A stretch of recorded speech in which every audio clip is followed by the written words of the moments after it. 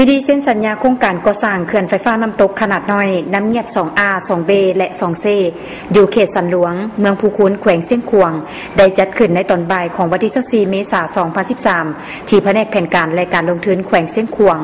ระหว่างทานดร.ไม้ดีคำผูกดวงแก้วหัวหน้าแผนกแผนการและการลงทุนแขวงเสียงขวาง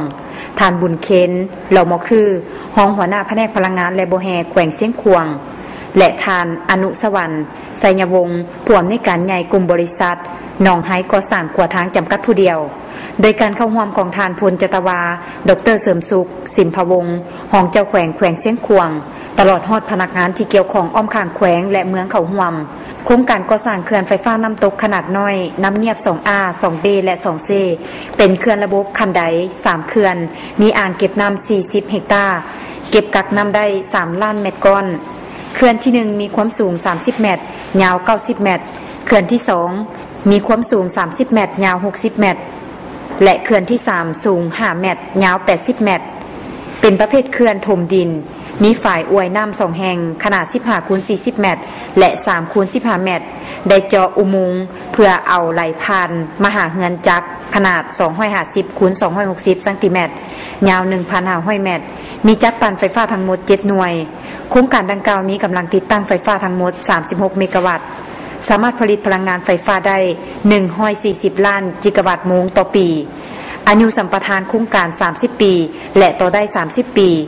โครงการนี้มีมูลค่าการก่อสร้างทั้งหมด$60 ล้านเป็นการลงทุนของกลุ่มบริษัทหนองไฮก่อสร้างขวดทางจำกัดผู้เดียวห้อยส่วนห้อยไฟฟ้าที่ผลิตออกจากเขื่อนดังกล่าวจะตอบสนองกระแสไฟฟ้าให้แก่รัฐวิสาหกิจไฟฟ้าลาวเพื่อกระจายรับใช้ภายในแขวงมื้อนี้โครงการบริษัทกลุ่มบริษัทหนองไฮได้เซ็นสัญญาสัมปทานก่อสร้างเขื่อนน้ำเงียบ 2A 2B 2C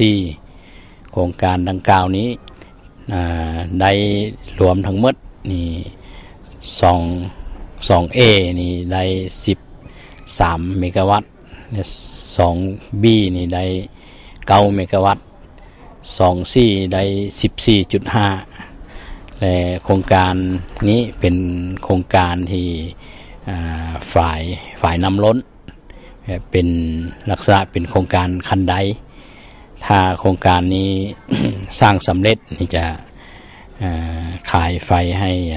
บริษัทไฟฟ้าลาวซึ่งเป็นโครงการนอนอยู่ในแขวงเสียงขวางจะได้ช่วยพัฒนาแขวงในท้องถิ่นให้หลุดพ้นจากความทุกข์ยากให้ประชาชนมีชีวิตกันนับมือนับดีขึ้นโครงการเขื่อนไฟฟ้าน้ำเงียบ 2A 2B และ 2C เป็นโครงการหนึ่งที่มีผลกระทบน้อยที่สุดต่อสิ่งแวดล้อมและสังคมพร้อมนี้โครงการดังกล่าวจะนำผลประโยชน์ให้แก่ประชาชนสร้างเวียกเฮ็ดงานทำและสร้างรายรับได้อย่างยืนยงให้แก่ประชาชนอยู่อ้อมข้างก็คือท้องถิ่นพร้อมทั้งเป็นการประกอบส่วน